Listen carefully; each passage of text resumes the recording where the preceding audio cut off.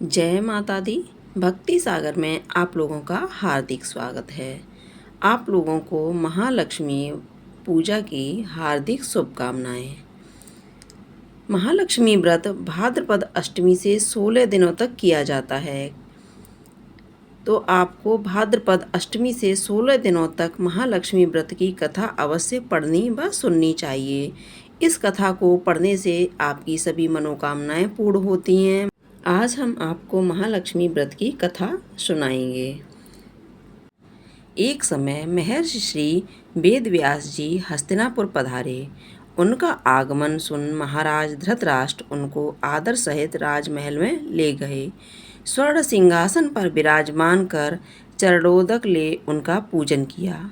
श्री व्यास जी से माता कुंती तथा गांधारी ने हाथ जोड़कर प्रश्न किया, हे महामुनि, आप त्रिकालदर्शी हैं, अतः आपसे हमारी प्रार्थना है कि आप हमको कोई ऐसा सरल व्रत तथा पूजन बताएं जिससे हमारा राज्य, लक्ष्मी, सुख संपत्ति, पुत्र पौत्रादि व परिवार से सुखी रहे। इतना सुन श्री वेद व्यास जी कहने लगे, हम एक ऐसे व्रत का पूजन का वर्णन करते हैं जिससे सदा लक्ष्मी का निवास होकर सुख समृद्धि की वृद्धि होती है। यह श्री महालक्ष्मी जी का व्रत है जिसे प्रतिवर्ष अश्विन कृष्ण अष्टमी को विधिवत किया जाता है। हे महामुने, इस व्रत की विधि हमें विस्तार पूर्वक बताने की कृपा करें। तब व्यास जी बोले, हे देवी, यह व्रत भाद्रपद शुक्ल पक्ष की अष्टमी से प्रारंभ किया जाता है। इस दिन स्नान करके 16 सूत के धागों का डोरा बनाएं, उसमें 16 गांठ लगाएं, हल्दी से पीला करें। प्रतिदिन 16 दूब व 16 चावल के दाने चढ़ाएं। अश्विन क्वार कृष्ण पक्ष की अष्टमी के दिन उपवास रखकर मिट्टी के हाथी पर श्री महालक्ष्मी जी की प्रतिमा स्थापित कर विधिवत पूजन करें। इस प्रकार श्रद्धा भक्ति सहित महालक्ष्मी जी का व्रत पूजन करने से आप लोगों की राज्य लक्ष्मी सदा अभिवृद्धि होती रहेगी। इस प्रकार व्रत का विधान बताकर श्री वेद व्यास जी अपने आश्रम को प्रस्थान कर गए। इधर समयानुसार भाद्रपद शुक्ल पक्ष की अष्टमी से गांधारी तथा कुंती अपने महलों में नगर की स्त्रियों सहित व्रत का आरंभ करने लगीं। इस प्रकार 15 दिन बीत गए। 16वें दिन अश्विन कृष्ण पक्ष की अष्टमी के दिन गांधारी ने नगर की सभी प्रतिष्ठित महिलाओं को पूजन के लिए अपने महल में बुलवा लिया। माता कुंती के यहाँ कोई भी महिला पूजन के लिए नहीं आई। साथ ही माता कुंती को भी गांधारी ने ही बुलाया। ऐसा करने से माता कुंती ने अपना बड़ा अपमान समझा।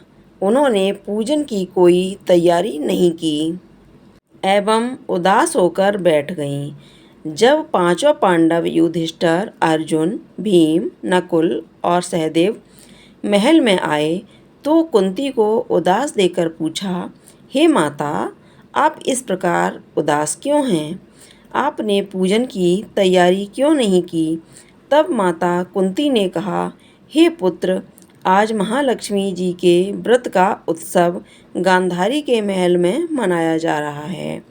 उन्होंने नगर की समस्त महिलाओं को बुला लिया और उसके 100 पुत्रों ने मिट्टी का एक विशाल हाथी बनाया, जिस कारण सभी महिलाएं उस बड़े हाथी का पूजन करने के लिए गांधारी के यहाँ चली गईं, लेकिन मेरे यहाँ नहीं आईं। यह सुनकर अर्जुन ने कहा, हे माता, आप पूजन की तैयारी करें और नगर में बुलावा लगवा दें कि हमारे यहाँ स्वर्ग के ऐरावत हाथी की पूजन होगी। इधर माता कुंती ने नगर में ढिढोरा पिटवा दिया और पूजा की विशाल तैयारी होने लगी। उधर अर्जुन ने बाण के द्वारा स्वर्ग से ऐरावत हाथी को बुला लिया। इधर सारे नगर में शोर मच गया कि कुंती के महल में स्वर्ग से इंद्र का ऐरावत हाथी पृथ्वी पर उतरकर आया है, जिसकी पूजा की जाएगी। समाचार को सुनकर नगर के सभी नर नारी बालक एवं वृद्धों की भीड़ एकत्र होने लगी। उधर गांधारी के महल में हलचल मच गई। वहाँ एकत्र हुई सभी महिलाएं अपनी अपनी थालियां लेकर कुंती के महल की ओर जाने लगीं। देखते ही देखते कुंती का सारा महल ठसाठस भर गया। माता कुंती ने ऐरावत को खड़ा करने हेतु अनेक रंगों के चौक पुरवाकर नवीन रेशमी वस्त्र बिछा दिए। नगरवासी स्वागत की तैयारी में फूलमाला, अबीर, गुलाल, केसर हाथों में लिए पंक्तिबद्ध खड़े थे। जब स्वर्ग से ऐरावत हाथी पृथ्वी पर उतरने लगा तो उसके आभूषणों की ध्वनि गूंजने लगी। ऐरावत के दर्शन होते ही जय जयकार के नारे लगने लगे। सायंकाल के समय इंद्र का भेजा हुआ हाथी ऐरावत माता कुंती के भवन के चौक में उतर आया। तब सब नर नारियों ने पुष्पमाला, अबीर, गुलाल, केसर आदि सुगंधित पदार्थ चढ़ाकर उसका स्वागत किया। राज्य पुरोहित द्वारा ऐरावत पर महालक्ष्मी जी की मूर्ति स्थापित करके वेद मंत्रोच्चारण द्वारा पूजन किया गया। नगरवासियों ने भी महालक्ष्मी पूजन किया। फिर अनेक प्रकार के पकवान लेकर ऐरावत को खिलाए और यमुना का जल उसे पिलाया गया। राज्य पुरोहित द्वारा स्वस्थित वाचन करके महिलाओं द्वारा महालक्ष्मी का पूजन कराया गया। 16 गांठों वाला डोरा लक्ष्मी जी को चढ़ाकर अपने अपने हाथों में बांध लिया। ब्राह्मणों को भोजन कराया गया। दक्षिणा के रूप में स्वर्ण आभूषण, वस्त्र आदि दिया गया। तत्पश्चात महिलाओं ने मिलकर मधुर संगीत लहरियों के साथ भजन कीर्तन संपूर्ण रात्रि महालक्ष्मी व्रत का जागरण किया। दूसरे दिन प्रातः राज्य पुरोहित द्वारा वेद मंत्रोच्चार के साथ जलाशय में महालक्ष्मी जी की मूर्ति का विसर्जन किया गया। फिर ऐरावत को विदा कर इंद्रलोक को भेज दिया।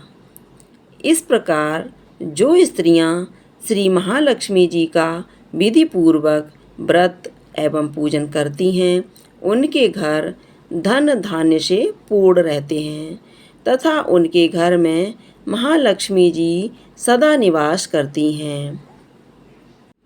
इस तरह से यह महालक्ष्मी कथा पूर्ण हुई।